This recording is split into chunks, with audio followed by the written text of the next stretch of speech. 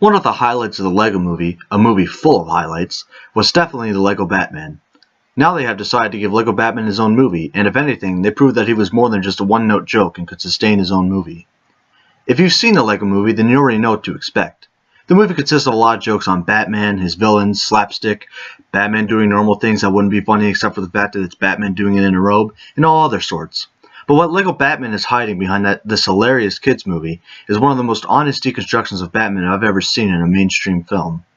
First off, the LEGO Batman looks amazing. The animation, just like the LEGO Movie, is stunning to watch. The way they make it look almost like stop motion, but with all the speed and grace of regular animation is pretty cool.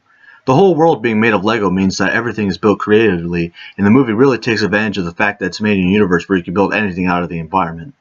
All the voice actors do a great job bringing their minifigs to life.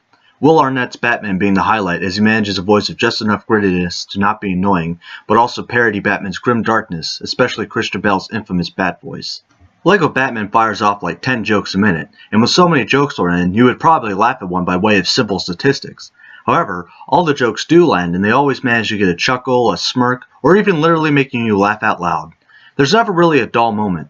From big laughs like Batman beating every single villain the Joker throws at him in a matter of like 5 minutes, to small things like Killer Croc pushing a button and saying, "I did something. I didn't find the time I wasn't enjoying the visual and hilarious feast before me." The story revolves around Batman once again saving Gotham and returning to his Batcave. However, as the role of lone wolf starts to weigh down on him, he accidentally adopts an orphan named Dick Grayson. The movie revolves around Batman learning that he can't do everything by himself, and that it's okay for him to allow his allies to help. And this is where LEGO Batman really shines. The movie actually seems to be a criticism of Batman as a character and what exactly makes him a hero. A big fear of Batman in the movie, as pointed out by the omnipresent Alfred, is that he's afraid to be part of the family again.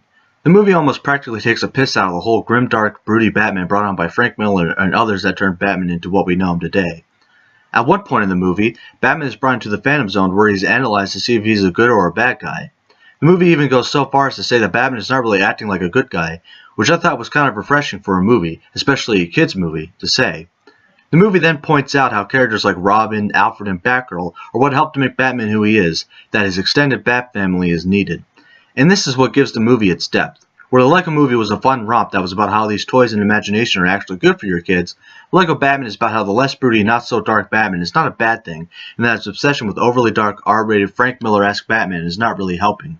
There's also a whole plot about how Batman refuses to acknowledge Joker as his arch-enemy, and the Joker goes out of his way to prove why he's the Batman's one and only, and helps break out several villains from the Phantom Zone to really give Batman a run for his money.